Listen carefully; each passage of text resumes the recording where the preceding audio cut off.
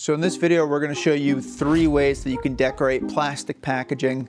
Let's jump right into it. This first one is foil stamping. Vark, can you talk a little bit about foil and any limitations of foil on when printing on plastic packaging? Foil transfer, yeah, absolutely. Easiest on a flat surface, of course.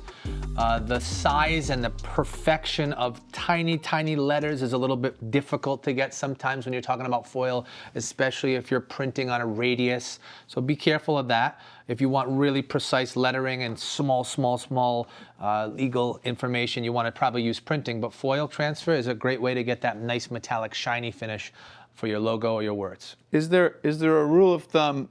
Don't try to use foil with a point size of a font size of less than X point. Would it be 8 point? Would it be 7 point? Would it be 10 point? Have you found something like that? Don't hold us to it. We like to say try to keep it above 3 point, but again, you have all these different fonts now, billions of them, and what 3 is in one thing versus 3 another thing. But yeah, you want to just always check with us. So this is what part of what Contempla provides.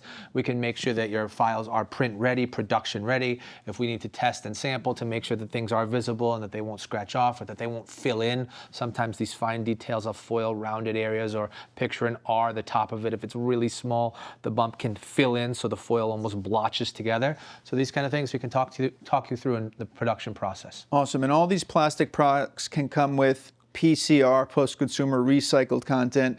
They're also available in ocean-bound plastic as well. And some of them, not all of them, are available in a home compostable bioresin. So just some additional details. This here is another type of foil here. What's that type of foil called? And can you talk about it? I see that more and more in the marketplace. Yeah, so I mean, foil comes in different ways, right? You have the base, you have either a matte or a shiny foil, right? That comes in pigments or colors, Pantones. Not exact Pantones, but close.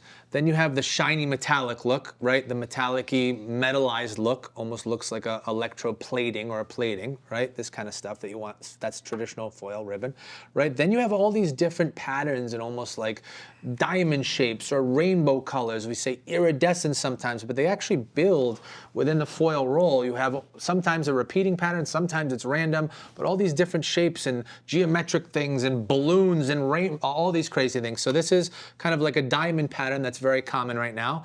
And as you can see, you can print it all the way around and you'll get a little bit of different look in every area that you lay down the foil. But yeah, you can do a lot of crazy things with foil now. So you're not just limited to colors or metallics. You have some cool patterns that you can build in as well. Awesome, great.